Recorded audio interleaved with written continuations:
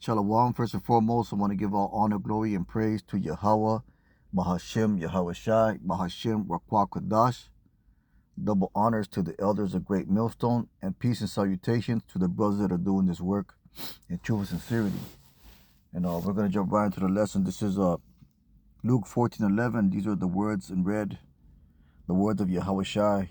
And it says, For whosoever exalts himself shall be abased, and he that humbles himself shall be exalted. And that's the thing, man. There's a lot of people that are exalting themselves, and part of that is because of the technology. Part of that is because they think they're in a good case. They think that they can that they're not. They don't need to be saved. They think everything's good, But if you look in the parable of the rich man exalted himself, man. Let's go ahead and get that. This is Luke 12:16. And this is the words of red, once again, the parable of Yahushai. They say he spake a parable of them, saying, the ground of a certain rich man brought forth plenty. So there's you can be puffed up with pride, man, because you think that you have substance, because you think that you're untouchable, that you're in a good position, you're in a safe position, and there's nothing that can knock you out of that. Everything's going good for you. Your health is good, finances is good. Your whole fucking outlook on life is on the up and up, so to speak. And when that happens, people forget the Most High, man. There's a scripture that says, in adversity, remember, I'm gonna go ahead and get it. This is Sirach 11:25, and it says, let's see if it's going here. In the day of prosperity, there is forgetfulness of affliction. In the day of affliction, there is no more remembrance of prosperity. So don't fool yourself, man. Think about the time when you were in straits, man, when you were in a difficult position,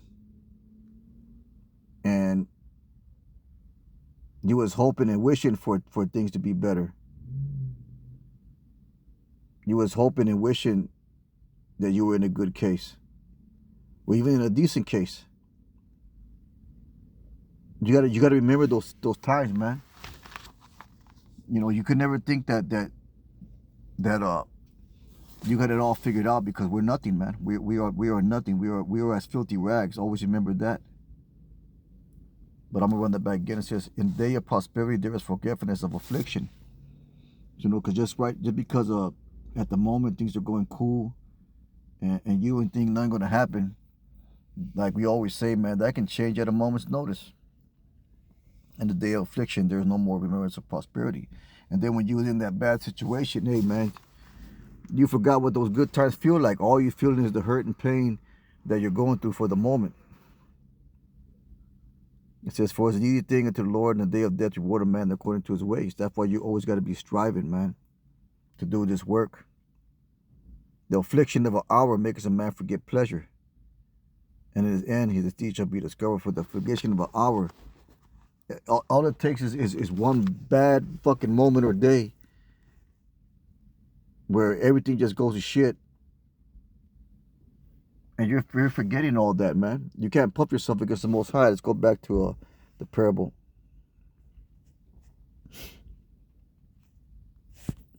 Let's see here. It says the start of verse 16. It says, the ground of a certain rich man brought forth plentifully, and he thought within himself, saying, what should I do, because I have no room where to bestow my fruits? So he considered himself in a good case. And he said, this will I do, I will pull down my barns and build greater, and there I'll bestow all my fruits and my goods. He was setting himself up for the future. And that's what Jake does in this day and age, man. He tries to set himself up for the future. Not knowing that all those things are going to be melted with fervent heat, man. They're going to be for naught. They're going to be worth nothing in the days to come. And he said, verse 19, he said this, verse 18, he said, this will I do, I'll pull down my barns and build greater, and they will bestow all my fruits and my goods. And I will say to my soul, soul, thou hast much goods laid up for many years. Take thine ease, eat, drink, and be merry. You know, and it doesn't take much for Jake to put himself in that position, man. You know, he gets himself a little bit of a something, and he think he's the fucking man.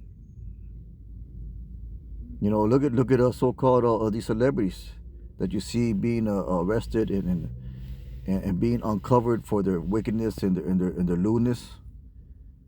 Best believe at one point that they thought they was untouchable. You know, best believe at one point, you know, they was riding high, man. But now you see him in jail cells, not living that life no more. So this is what I do. I'll build up my barns, but greater they will bestow my goods. Now say my soul, thou hast much goods laid up for many years. Take thine ease and drink and be merry. But Yahweh said unto him, Thou fool, this night thy soul shall be required of thee. Then who shall those things by which thou hast provided? It says, so he that lays up treasures for himself is not rich toward Yahweh.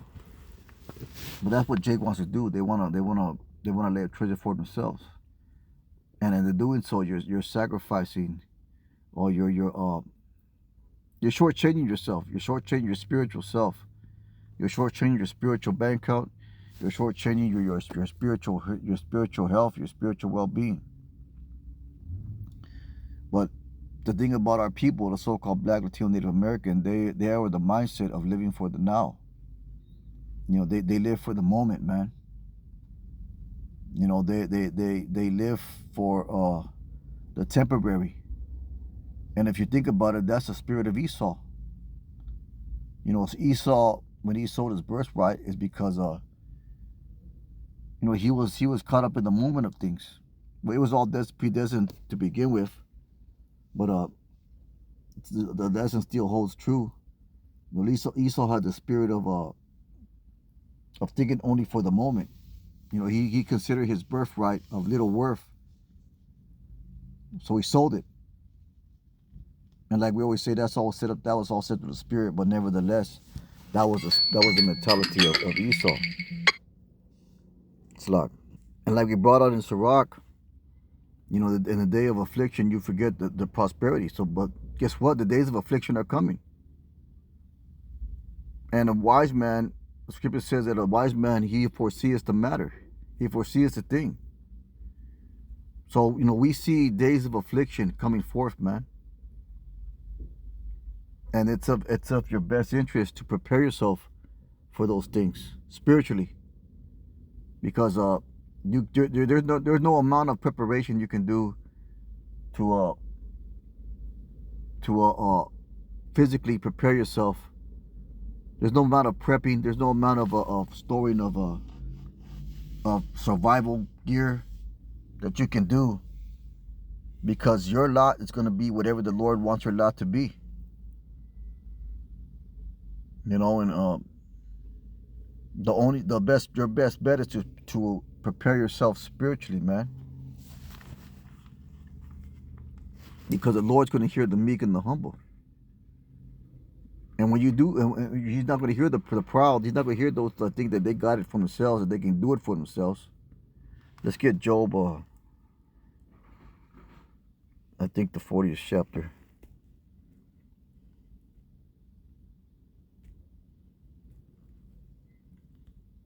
This is Job 46. The Lord challenges Job.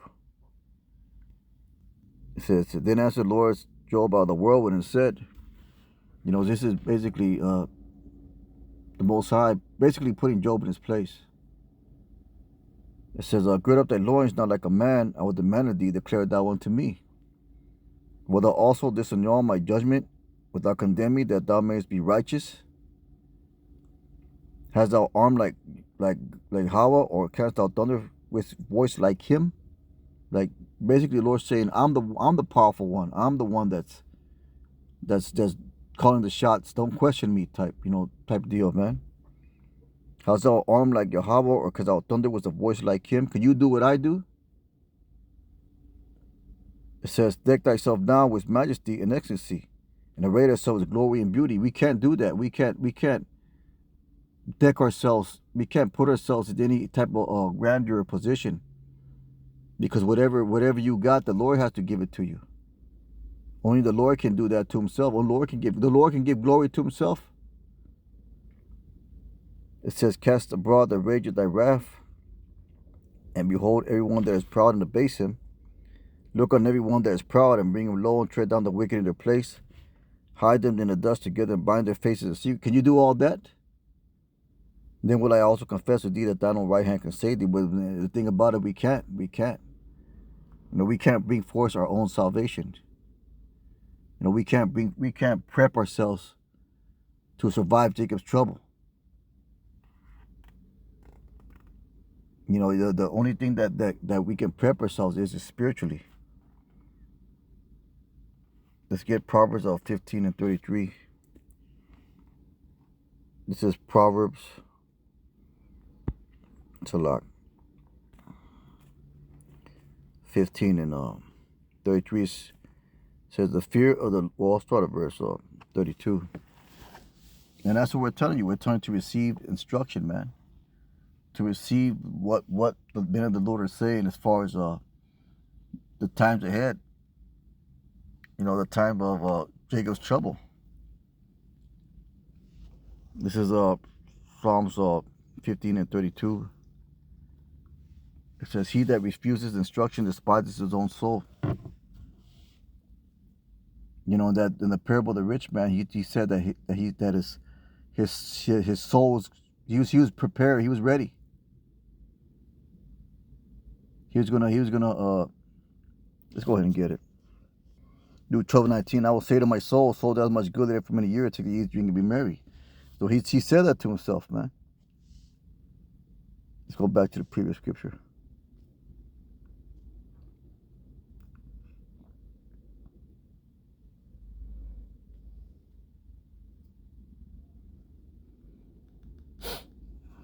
It's a lot.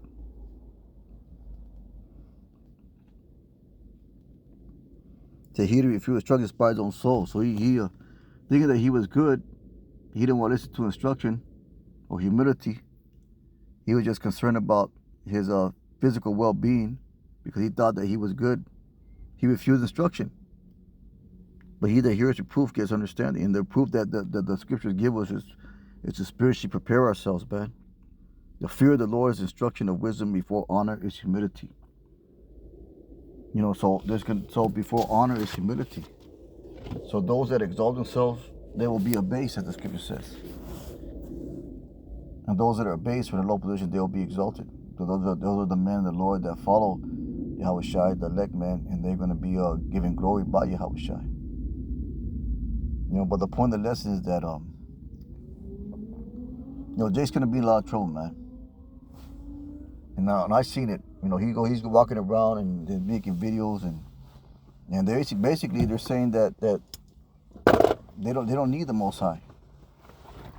They're saying that they're going to rely on technology, that they're going to rely on Esau to provide for them, and everything's going to be good. But that's what the devil's going to promise.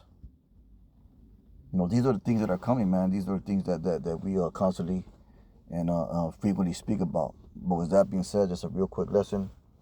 Most High will and hope is edifying. Then we give our honor, glory, and praise to Yahweh Bashim Yahushai. Kahala Yahweh Bashim Yahushai. Let's keep on pushing. Shalom.